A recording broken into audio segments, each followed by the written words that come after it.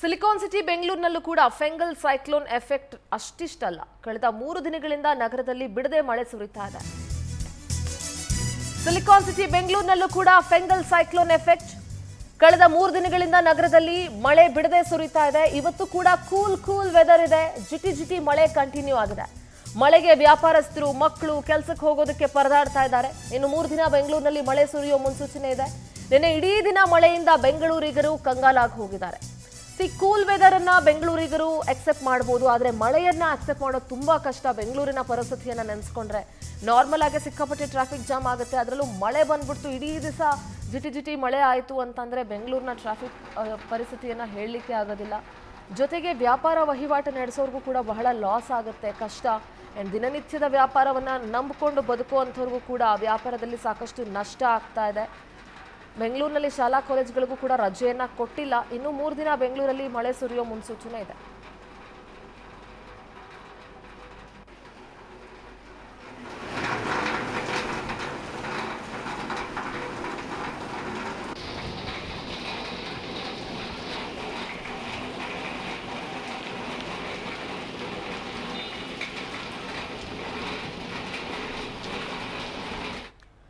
ನಮ್ಮ ಪ್ರತಿನಿಧಿ ವರ್ಷಿತಾ ನೇರ ಸಂಪರ್ಕದಲ್ಲಿ ಜಾಯ್ನ್ ಆಗ್ತಾ ಇದ್ದಾರೆ ಮಲ್ಲೇಶ್ವರ ಹೂವಿನ ಮಾರುಕಟ್ಟೆಯಿಂದ. Very good morning Varshitha. ಸದ್ಯ ಬೆಂಗಳೂರಿನಲ್ಲಿ ಸೈಕ್ಲೋನ್ ಎಫೆಕ್ಟ್ ಇಂದ ಸಾಕಷ್ಟು ಮಳೆ ಆಗ್ತಾ ಇದೆ. ಜಿಟಿ ಮಳೆ ನಿಲ್ತಾನೆ ಇಲ್ಲ. ಮಳೆ ಇನ್ನೊಂದು ಕಡೆ ಚಳಿ. ಸೊ ಸದ್ಯ ವ್ಯಾಪಾರಸ್ಥರಿಗೂ ಕೂಡ ಸಾಕಷ್ಟು ಲಾಸ್ ಆಗ್ತಾ ಇದೆ. ಸದ್ಯದ ಅಪ್ಡೇಟ್ಸ್ ಏನಿದೆ ವರ್ಷಿತಾ? ಎಸ್ ಸಿಂಧೂರ, ನಿನ್ನೆ ಮೊನ್ನೆಯಿಂದ ಕೂಡ ಧಾರಾಕಾರ ಮಳೆ ಆಗ್ತಾ ಇರುವಂಥದ್ದು. ಅದರಲ್ಲೂ ಜಿಟಿ ಮಳೆ ಆಯಿತು ಅಂದರೆ ಬೀದಿ ಬದಿ ವ್ಯಾಪಾರಿಗಳಿಗೆ ಅವರ ಒಂದು ಬಿಸ್ನೆಸ್ಸಿಗೆ ತುಂಬಾ ಹೊಡೆತ ಬೀಳತ್ತೆ. ಯಾಕಂದ್ರೆ ಒಂದ್ ಕಡೆ ವ್ಯಾಪಾರ ಮಾಡುವಾಗೂ ಇಲ್ಲ, ದಿನದ ಒಂದು ಹೊತ್ತಿಗೆ ಊಟಕ್ಕೋಸ್ಕರ ಸಾಕಷ್ಟು ಕಷ್ಟಪಡುವಂತಹ ಪರಿಸ್ಥಿತಿಗೆ ಬಂದು ತಲುಪುತ್ತೆ ಸಿಂಧೂರ. ಸದ್ಯ ನಾನೀಗ ಮಲ್ಲೇಶ್ವರಂ ಹೂವಿನ ಮಾರ್ಕೆಟ್ ಹತ್ರ ಇದ್ದೀನಿ. ಯಾಕಂದ್ರೆ ಈ ಒಂದು ಮಾರ್ಕೆಟ್ಗೆ ಸಾಕಷ್ಟು ಜನ ಬರ್ತಾರೆ. ಬೆಳಗ್ಗೆ 4 ಗಂಟೆ 3 ಗಂಟೆಯಿಂದ ಕೂಡ ಒಂದು ಹೂವಿನ ವ್ಯಾಪಾರ ಸ್ಟಾರ್ಟ್ ಆಗುತ್ತೆ. ಅದರ ದೃಶ್ಯಾವಳಿಯನ್ನು ಗಮನಿಸ್ತಾ ಇರ್ಬೋದು.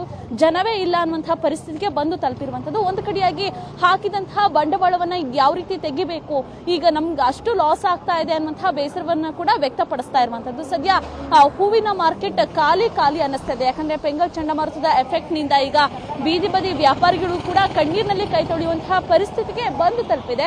ಸದ್ಯ ಇಲ್ಲಿ ಒಂದಷ್ಟು ಬೀದಿ ಬದಿ ವ್ಯಾಪಾರಿಗಳು ಹೂವಿನ ವ್ಯಾಪಾರವನ್ನ ಮಾಡ್ತಾ ಇದ್ದಾರೆ. ಅವರನ್ನು ಕೂಡ ಮಾತಾಡಿಸುವಂತಹ ಪ್ರಯತ್ನವನ್ನ ಮಾಡ್ತೀನಿ.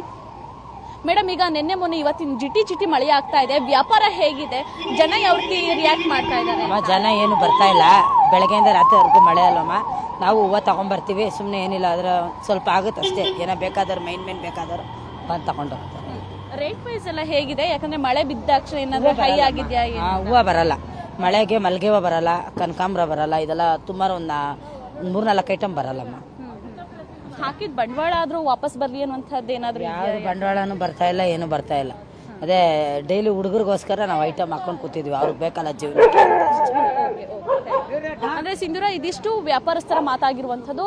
ಅಂದ್ರೆ ಇಲ್ಲಿರುವಂತಹ ಏನು ಹುಡುಗರು ಏನಿರುತ್ತೆ ಅವರಿಗೂ ಒಂದು ಸಂಬಳವನ್ನ ಕೊಡಬೇಕು, ನಮ್ಮ ಜೀವನವನ್ನ ಕೂಡ ಸಾಗಿಸಬೇಕು ಅನ್ನುವಂತಹ ದೃಷ್ಟಿಯಿಂದ ಬರ್ತಾ ಇದೀವಿ ಅನ್ನುವಂಥದ್ದು. ಯಾಕಂದ್ರೆ ಫೆಂಗಲ್ ಚಂಡಮಾರುತದ ಎಫೆಕ್ಟ್ ಈಗ ಇವ್ರಿಗೆ ಕೂಡ ಮುಂದಿನ 3 ದಿನಗಳ ಕಾಲ ಇದೇ ರೀತಿ ಮಳೆಯಾಗತ್ತೆ ಅಂತ ಈಗಾಗಲೇ ಹವಾಮಾನ ಇಲಾಖೆ ಎಚ್ಚರಿಕೆಯನ್ನ ನೀಡಿದೆ ಸಿಂಧೂರ. ಓಕೆ, ಥ್ಯಾಂಕ್ ಯು ವರ್ಷಿತಾ ನಿಮ್ಮೆಲ್ಲ ಡೀಟೇಲ್ಸ್ಗಾಗಿ.